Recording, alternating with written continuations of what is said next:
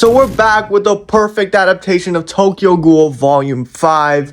And yeah, I know I haven't done one of these in a minute. That's because my views on these are absolutely terrible. Either way, I'm just gonna do it because I like this series so much and I actually like doing this shit. So anyways, let's get right into this shit. The starting on this episode will just be filled with pure action straight off the bat, as we're gonna get Nishiki show up to Kaneki's doorstep and inform him that Kimi has been kidnapped, and he's like, you know what, we're going together. We're going to go kill the Tsukiyama guy. Kaneki agrees and he's like, okay, bet, let's go. They show up to the spot where Tsukiyama's at, and Tsukiyama, with a great OST playing behind him, would reveal everything that he wants to do to Kimi and Kaneki, really showcasing how sadistic he really is. After this turn of events, they will start fighting. Now, for this fight, I really want it to be very Sakuga based. Like, since the character models should move like CSM, like the character acting and the character motions are very good, I feel like since this fight is straight hands in the beginning of the fight, this would play a big factor of the character acting. Make it look realistic of them throwing punches, getting kicked, you know what I mean? And just make it look realistic how Kaneki's getting pulverized by Shu. So you know what I'm saying? But then right in like the midway, halfway point of the episode, we're going to get Touka pop right in, slitting both of Shu's eyes open like that. I can't believe she still did that. And they kind of showed it in the anime, I'm not going to lie. But yeah, so that will really show the gore of this scene of Touka just slicing Shu's eyes in half.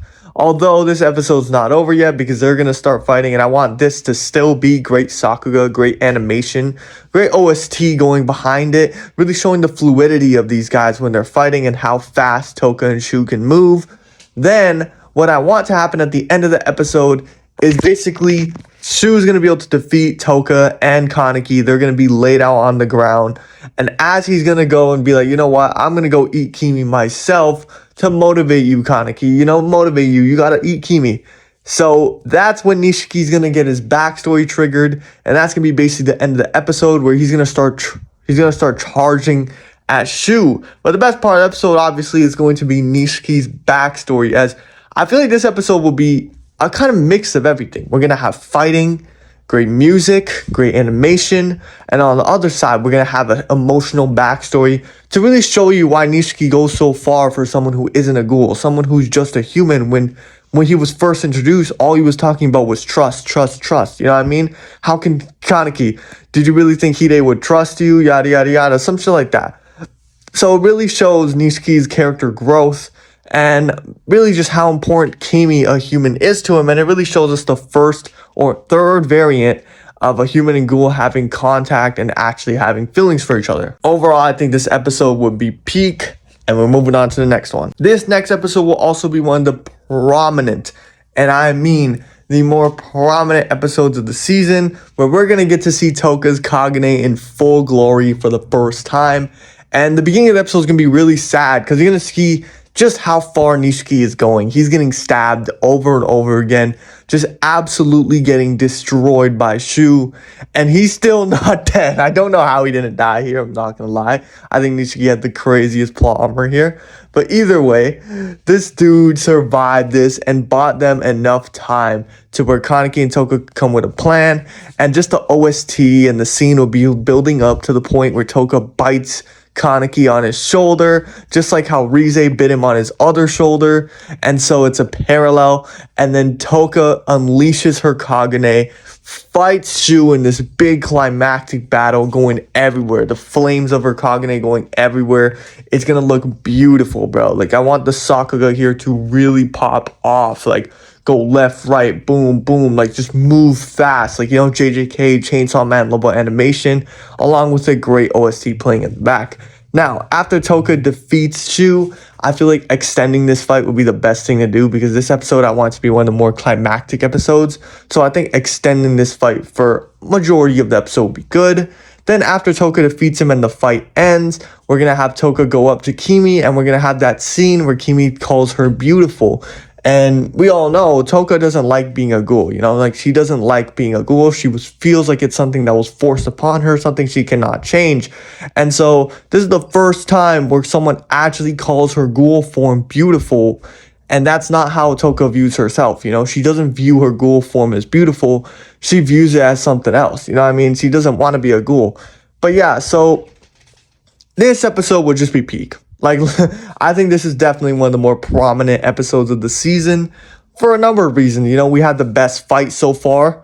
We had the best OST so far, the best animation so far. The story's going crazy right now. And yeah, I just feel like there's a lot of shit that really happens in this arc that I think a lot of people would like. So we cut back to the last episode of this volume, where we cut back to this whole Rize side story that was completely left out of the anime and made her character just completely seem like it's irrelevant, even though it's one of the most important characters in the entire series. So yeah, they literally completely cut this from the old anime. Where in this anime, I'm going to kind of put this right in the beginning of the episode. Her whole backstory, where she came from, you know? Because going into this next arc, we're really going to need this backstory to characterize Rize further.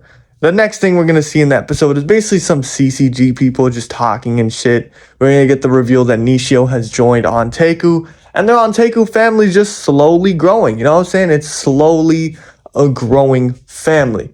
But I don't think this episode will be that crazy, as it'll end off with us meeting our favorite, like, little demon in Tokyo Ghoul Part 1, Juzo Suzuya. So yeah, he's going to be introduced in this episode, and I can already see the TikToks with him going crazy will already just be like, bro, I already know that if this show ever gets reanimated and Juzo, his first time on screen, I already know Juzo is going to be talked about a lot. Everyone's going to be talking about Juzo. Like, Juzo's so cool, yada, yada, yada, yada, yada.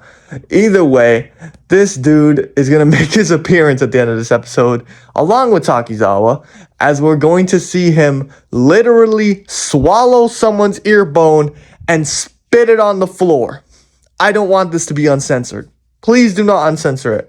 I want it to be as disgusting as possible, because Juzo needs to set the tone for his character.